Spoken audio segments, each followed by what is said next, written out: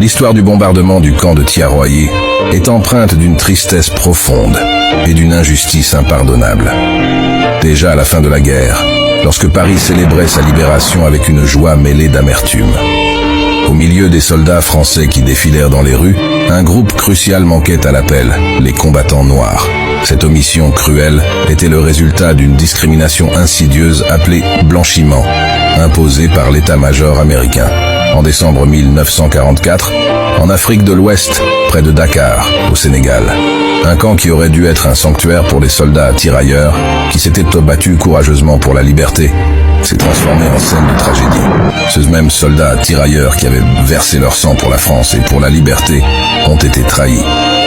Au lieu de la reconnaissance qu'ils méritaient, ils ont été confrontés à la brutalité et à l'inhumanité de leurs compatriotes français. Les soldats réclamaient leurs droits légitimes, des soldes impayés et une meilleure condition de vie après avoir servi vaillamment. Mais leur demande a été accueillie par la violence.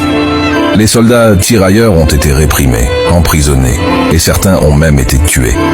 Le point culminant de cette tragédie a été le bombardement du camp de Thiaroye, où les soldats avaient été rassemblés. Les balles et les bombes ont frappé des hommes qui avaient sacrifié leur jeunesse pour défendre un pays qui les trahissait maintenant. Le bombardement du camp de Thiaroye est un rappel amer des relations complexes entre les colonies et les puissances coloniales. C'est une histoire de sacrifice, de trahison et de deuil. Les soldats tirailleurs méritaient une fin différente, une fin marquée par la reconnaissance et le respect pour leur engagement.